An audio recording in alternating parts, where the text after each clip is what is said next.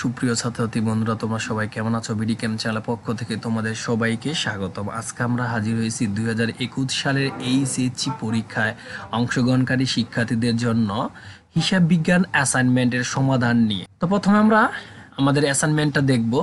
বিষয় হিসাব বিজ্ঞান, পত্র প্রথম, বিষয় কোড 253, স্তর এইচএসসি। অ্যাসাইনমেন্ট নম্বর 1, দ্বিতীয় অধ্যায় হিসাবের বৈষম্য। অ্যাসাইনমেন্ট: হিসাবের বৈষম্যে পরিচিতি, সহায়তা, তথ্য। তিস্তা বিপণী বিধানে নির্দিষ্ট খতিয়ানের 31শে মে 2021 খ্রিস্টাব্দে উদ্বৃত্তসমূহ যথাক্রমে নগদ 32,000 টাকা, অফিস সরঞ্জাম 30,000 টাকা, প্রাপ্য হিসাব 25,000 টাকা, প্রদেয় হিসাব 18,000 টাকা। জুন 2021 মাসে সংঘটিত ঘটনাসমূহ নিম্নে উল্লেখ করা হলো। জুনের 2, মালিক নগদ 10,000 টাকা এবং 30,000 টাকার অফিস সরঞ্জাম ব্যবসা বিনিয়োগ করল। জুনের 5 তারিখ 40,000 টাকার পণ্য বিক্রি করা হলো, যার 60% নগদে, তাহলে 40% বাকিতে। জুন 9, ভাড়া পরিশোধ 8,000 টাকা। জুন 12, চলতি মাসের 5 তারিখে ধারে বিক্রয়ের টাকা পাওয়া গেল এবং 5,000 টাকা বাট্টা মঞ্জুর করা হলো।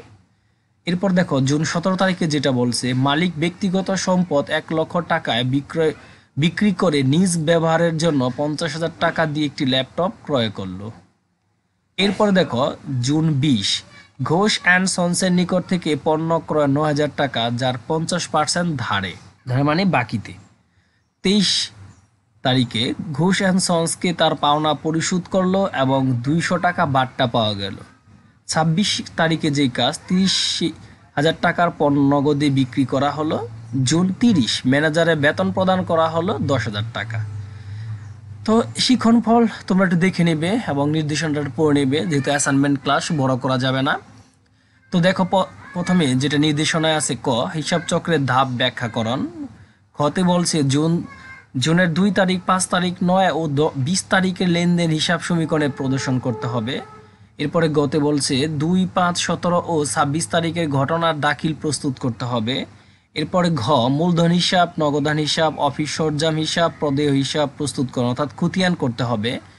এরপরে নম্বর যেটা, জুনের 2 তারিখ, 5 তারিখ, 12 তারিখ, 20 তারিখ, 23 ও 30 তারিখে লেনদেনগুলো নিয়ে নগদ প্রাপ্তি ও নগদ প্রদান জাবেদা প্রস্তুত করতে হবে। এই কাজগুলো আমাদের করতে হবে। তো বন্ধুরা, এর আলোকে আমি একটি চমৎকার উত্তর তোমাদের জন্য তৈরি করে রেখেছি। আমি আশা করি আমার উত্তরটি ফলো করলে তোমরা অবশ্যই ভালো মার্কস পাবা। তাহলে চলো আমরা আমাদের উত্তরপত্রে চলে যাই। এখান থেকে উত্তর শুরু। ক নম্বর কাজটা ছিল হিসাব চক্রের ধাপ ব্যাখ্যাকরণ। দেখো আমরা হিসাব চক্রের ধাপটা দেখিয়ে দিয়েছি। প্রথমে 1-এ আছে লেনদেন শনাক্তকরণ, 2-তে আছে জাবেদা ভুক্তকরণ, 3-এ আছে খতিয়ানে স্থানান্তর, 4 রেওয়ামিল প্রস্তুতকরণ, 5-এ আছে সমন্বয় দাখিলা, 6 আছে সমন্বিত রেওয়ামিল, 7 নম্বরে আছে আর্থিক বিবরণী প্রস্তুতকরণ এবং 8 নম্বরে সমাপনী দাখিলা। এরপরে 9 নম্বরে সমাপনী উত্তর রেওয়ামিল, 10-এ আছে বিপরীত দাখিলা এবং এরপর সর্বশেষ যেটা 11-তে আছে কার্যপত্র প্রস্তুতকরণ। এই হচ্ছে হিসাব চক্রের ধাপ। তুমি সুন্দর করে খাতায় লিখে দেবে। এখন যেটা কাজ, এখান থেকে যে কোনো 4টি ধাপ আমাদের কি করতে বলছে, ব্যাখ্যা করতে বলছে। আমরা এখান থেকে যে কোনো 4টি ধাপ এখন দেখাবো। আর্থিক বিবরণী প্রস্তুতকরণ। রেওয়ামিল তৈরি করার পর হিসাবের পরবর্তী ধাপ হলো আর্থিক বিবরণী প্রস্তুতকরণ। ব্যবসার আর্থিক ফলাফল নির্ণয় করার জন্য এই বিবরণী প্রস্তুত করা হয়। হিসাব বিজ্ঞান হলো একটি তথ্য ব্যবস্থা। হিসাব তথ্যের ব্যবহারকারীদের নিকট সবচেয়ে গুরুত্বপূর্ণ তথ্যের উৎস হলো আর্থিক বিবরণী। নিম্নোক্ত বিবরণসমূহ হতে প্রয়োজনীয় তথ্যসমূহ সংগ্রহ করা হয়। ক, বিশদায় বিবরণী থেকে আর্থিক বছরের ব্যবসায়ের লাভ ক্ষতি সম্পর্কিত তথ্য পাওয়া যায়।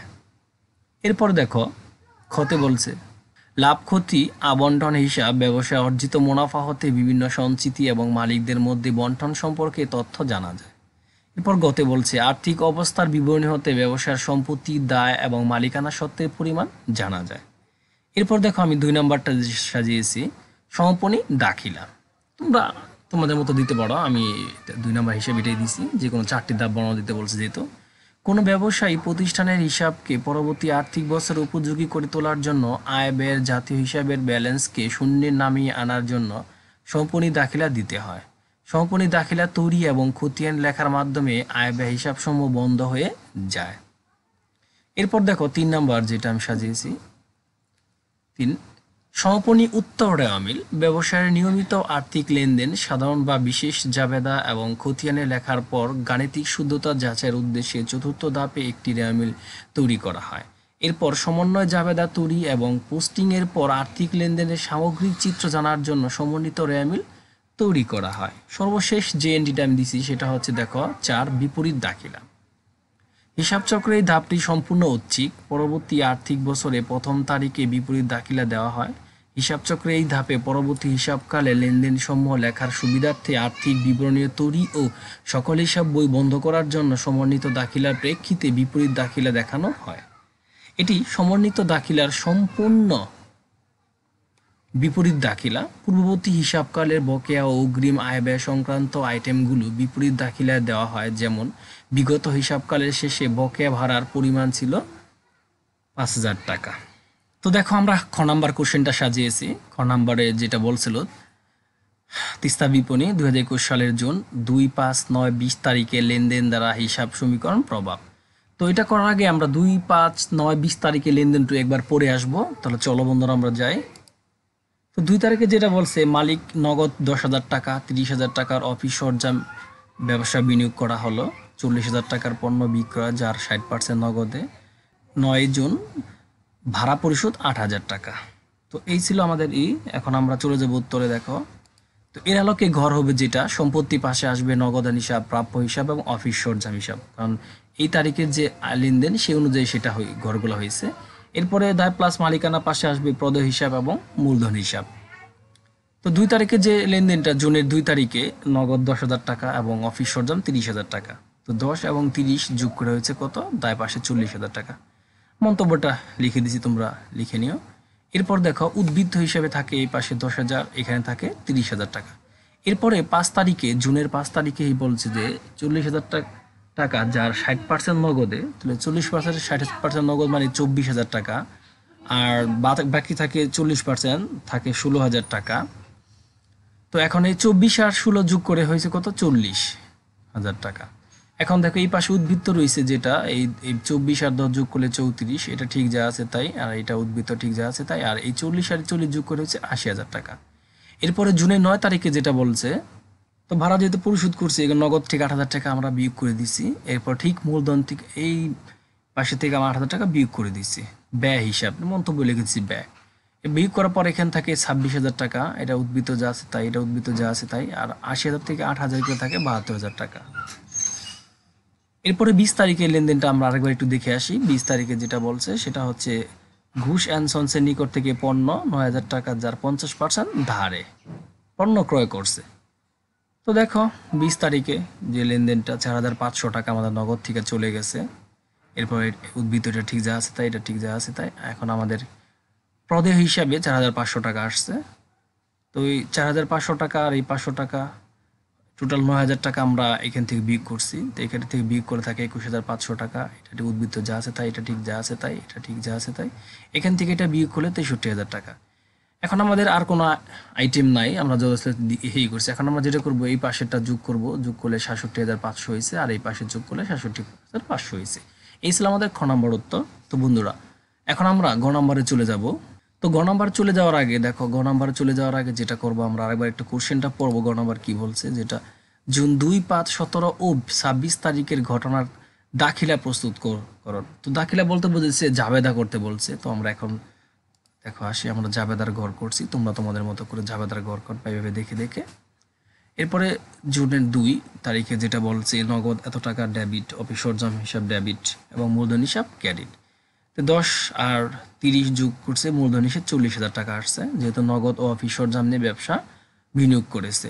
এরপরে যেটা দেখো 5 তারিখে, তো নগদান হিসাব ডেবিট করছে 24,000 টাকা, 40% 60% 24,000। এরপরে প্রাপ্য হিসাব ডেবিট করছি 16,000, 40% 16,000 এবং বিক্রয় হিসাবে এই 24 আর 16 যোগ করা হয় 40,000 টাকা, যেহেতু নগদ ও বাকিতে পণ্য বিক্রি করা হয়েছে। এরপরে 17 তারিখে যে কথাটা বলছে দেখো, 17 তারিখে বলছে যে মালিক ব্যক্তিগত সম্পদ 1 লক্ষ টাকা বিক্রি করে নিজ ব্যবহারের জন্য 50,000 টাকা দিয়ে একটি ল্যাপটপ ক্রয় করলো। অর্থাৎ এটা কোনো লেনদেন না, তো আমি লিখে দিছি লেনদেন নয়, কারণ মালিক তার নিজের ব্যক্তিগত প্রয়োজন ব্যবহার করছে। এরপরে তো যেহেতু নগদে বিক্রি করছে, নগদ হিসাব ডেবিট 30,000 টাকা এবং বিক্রয় হিসাব ক্রেডিট 30,000 টাকা, যেহেতু নগদে বিক্রি করা হয়েছে। তো এখন আমি যেগুলো করছি, এই ডেবিট পাশে সবগুলো যোগ করছি এবং ক্রেডিট পাশে যোগ করছি। এই যুগটা তোমরা ইচ্ছা করলে করতে পারো, না করতে পারো। তো বন্ধুরা, এই ছিল আমার গ নাম্বার কোশ্চেনের উত্তর। এখন আমি খ নাম্বার কোশ্চেনে চলে যাব। তো তার আগে আমরা কোশ্চেনটা দেখবো কি বলছে। বলছে মূলধন হিসাব, নগদান হিসাব, অফিস সরঞ্জাম হিসাব, প্রদেয় হিসাব প্রস্তুত করা, অর্থাৎ আমাদের খতিয়ান প্রস্তুত করতে বলছে। তো দেখো আমরা তো চলে আসছি খতিয়ানে। মূলধন হিসাবের খতিয়ান আমরা হিসাব করছি, হিসাব কোড দিছি, তারিখ, বিবরণ, খতিয়ান বিষয়, ডেবিট টাকা, ক্রেডিট টাকা, উদ্বৃত্ত জের ডেবিট টাকা, ক্রেডিট টাকা। তো আমাদের মূলধন হিসাবে দুইটাই আসবে, একটা নগদান হিসাব, এটা ক্রেডিট করে দিছি, অফিস সরঞ্জাম করে দিছি, এই দুটা যোগ করে। তো এই 10,000 টাকা উদ্বৃত্তর গড়ে 10,000, এরপরে 30,000 আর এই 10 যোগ করলে হয় 40,000 টাকা। এই ছিল আমাদের মূলধনের খতিয়ান। এরপর দেখো আমরা যেটা নগদের খতিয়ানে আসবো, ঠিক গড় সেম নিয়মে গড় করছি। নগদ খতিয়ানে কি কি আইটেমগুলো যাবে দেখো। মের 31 তারিখের ব্যালেন্স বিডি হিসেবে 32,000 টাকা ডেবিট করে। এই 32,000 টাকা কোথা থেকে আসলো দেখো। এই 32,000 টাকা হচ্ছে আমাদের এখানে বলা আছে নগদ 32,000 টাকা উদ্বৃত্ত আছে, অর্থাৎ এটা হচ্ছে মের 31 তারিখে, তাই ব্যালেন্স বিডি হয়েছে। এখানে কি হয়েছে, ব্যালেন্স বিডি 32,000 টাকা। এরপরে 2 তারিখে মূলধন হিসাবে আসছে 10,000 টাকা, 10 আর 32 যোগ করলে 42। এরপরে 5 তারিখে বিক্রয় বিষয় 24,000, 24 আর 42 যোগ করলে 66,000 টাকা। এরপরে ভাড়া হিসাবে আসছে 8,000 টাকা, এই 8,000 টাকা টাকার থেকে আমরা বিয়োগ করছি হয়েছে 58,000 টাকা। এরপরে প্রাপ্য হিসাবে ডেবিট করে 15,500, এটার সাথে এটা যোগ করছি যে 73,500 টাকা। এরপরে ক্রয় হিসাবে ক্রেডিট করেছে 4,500 টাকা, এখান থেকে এটা বিয়োগ করছি 69,000 টাকা। এরপরে প্রদেয় হিসাবে আসছে 4,300 টাকা, এর থেকে বিয়োগ করছি 64,700 টাকা। এরপরে বিক্রয় হিসাবে 30,000 টাকা, এর সাথে যোগ করছি 94,700 টাকা আসছে। এরপরে বেতন হিসাবে যেটা 10,000 টাকা, এতে বিয়োগ করছি 84,700 টাকা। এই ছিল হচ্ছে আমার নগদানের খতিয়ান। তো এখন দেখো এরপর আমি যেটা চলে যাব সেটা হচ্ছে অফিস সরঞ্জামের খতিয়ানে। ঠিক সেম গড় অফিস সরঞ্জামের খতিয়ানের মধ্যে 31 মের 31-এ ব্যালেন্স বিডি, এটা কোথা থেকে আসলো দেখো। এটা এখানে এই কোশ্চেনে দেওয়া আছে যে অফিস সরঞ্জামে 30,000 টাকা আছে, তো এই জন্য এটা ব্যালেন্স বিডি হিসাবে আসছে। এরপরে মূলধন হিসাবে 30,000 টাকা, এই 30 আর এই 30 যোগ করেছে কত, 60,000 টাকা। তো যেহেতু টিউটোরিয়াল ক্লাস আমি বিস্তারিত বলছি না, তো দেখো এরপর সর্বশেষ যে খতিয়ানটা সেটা হচ্ছে প্রদেয় হিসাব, হিসাব কোড নম্বর এত, ঠিক সেম টু সেম হিসাবে দেখো 31শে মে ব্যালেন্স বিডি হিসাবে আমাদের আছে 18,000 টাকা। এটা কোথা থেকে আসলো চলো দেখে আসি আমরা। এই যে প্রদেয় হিসাবে বলছে 18,000 টাকা ব্যালেন্স আছে। এরপরে ক্রয় হিসাব ক্রেডিট হয়েছে, এই ক্রেডিটের সাথে এই টাকাটা যোগ করলে হয়েছে 22,500 টাকা। এরপরে নগদান হিসাবে 4,300 টাকা, এই টাকার সাথে এটা বিয়োগ করলে হয়েছে 18,200 টাকা। এরপরে প্রাপ্ত বার্তা হিসাব এই 200 টাকার সাথে বিয়োগ করলে 18,000 টাকা। তো এই ছিল আমার খতিয়ানের উত্তরটা। তো দেখো এরপর আমরা চলে আসবো 1 নম্বর যে অ্যান্সারটা। তো 1 নম্বর অ্যান্সারটা কি বলছে সেটা আমরা একটু দেখে আসি। তোমরা বলছে যে 2, 5, 12, 20, 23 ও 30 তারিখে লেনদেনগুলো নিয়ে নগদ প্রাপ্তি ও নগদ প্রদান জাবেদা প্রস্তুত করো। তো প্রথমে নগদ প্রাপ্তি এবং পরে নগদ প্রদান জাবেদা করতে বলছে। তো দেখো আমরা এখন প্রথমে নগদ প্রাপ্তি জাবেদা তৈরি করছি। তারিখ, ক্রেডিট হিসাব, কাজ, সূত্র, নগদান ডেবিট, প্রদত্ত বার্তা ডেবিট, বিক্রয় ক্রেডিট, প্রাপ্য হিসাব ক্রেডিট, অনন্য হিসাব ক্রেডিট। তো প্রথমে জুনের 2 তারিখে মূলধন হিসাবে নগদ রেগুলার 10,000 টাকা, এরপরে এটা অনন্য গড়ে যাবে আরও নামে 10,000 টাকা। এরপরে বিক্রয় হিসাবে 24,000 এবং বিক্রয় একটা গড় আছে তাই 24,000। এরপরে প্রাপ্য হিসাবে দেখো 15,500 এবং প্রাপ্য প্রদত্ত বার্তা আছে 500। এই দুইটা যোগ করলে হয় কত, প্রাপ্য হিসাবে ক্রেডিট 16,000 টাকা। এরপর এটা যোগ করলে হয়েছে এত টাকা, এটা ঠিক যা আছে তাই, এটা ঠিক যা আছে এটা ঠিক যা আছে তাই, এটা ঠিক যা আছে। এখন আমরা দেখবো ডেবিট এবং ক্রেডিট যুগটা ঠিক আছে কিনা। আমরা এখানে ডেবিটটার যোগ করছি 50,000, ক্রেডিটটার যোগ করছি 50,000। এটা তোমরা না দেখালেও পারো, আমি জাস্ট দেখাইছি দুটো পাশে যোগ ঠিক আছে কিনা। তো দেখো এরপর আমরা চলে যাব নগদ প্রদান জাবেদায়। তিস্তা বিপণী নগদ প্রদান জাবেদা, তারিখ, ডেবিট, হিসাব খাত, সূত্র, ক্রয় ডেবিট, প্রদেয় ডেবিট, অনন্য ডেবিট, প্রাপ্ত বার্তা ক্রেডিট, নগদান ক্রেডিট। তো এখানে জুনের 20 তারিখে একটা ছিল ক্রয় হিসাব, ক্রয়ের গড়ে গেছে। এরপরে আমাদের নগদ ক্রেডিটের গড়ে গেছে। এরপরে প্রদেয় হিসাব আসলে আমাদের 4,500 টাকা দিয়েছি। এরপরে প্রাপ্ত বার্তা আছে 200 টাকা, এটাই করে হিসাব করছি। এরপরে বেতন হিসাব আছে 10,000 এবং এই নগদের আছে 10,000। এরপরে এটা যা আছে তাই, এটা ঠিক যা আছে তাই, এটা ঠিক যা আছে তাই, এটা ঠিক যা আছে তাই, আর এগুলো সব যোগ করছে। এখন আমি একটু দেখিয়ে দিচ্ছি যে ডেবিট পাশের যোগফল আর ক্রেডিট পাশের যোগফল ঠিক আছে কিনা। যদি হয় ঠিক আছে, এটা তুমি দিলেও চলে, না দিলেও চলে। তো বন্ধুরা, এই ছিল আজকের আমার হিসাব বিজ্ঞান অ্যাসাইনমেন্টের সম্পূর্ণ সমাধান। আমি আশা করি আমার উত্তরটি ফলো করলে তুমি অবশ্যই ভালো মার্ক পাবে। তো বন্ধুরা, তোমরা যদি কেউ আমার এই চ্যানেল নতুন হয়ে থাকো, অবশ্যই আমার চ্যানেলটি সাবস্ক্রাইব করবা, পাশে থাকা বেল আইকনে ক্লিক করবে, যাতে পরবর্তীতে যে কোনো অ্যাসাইনমেন্ট উত্তর সবার আগে তুমি পেয়ে যাও। তো ভালো থাকবো বন্ধুরা, ধন্যবাদ সবাইকে।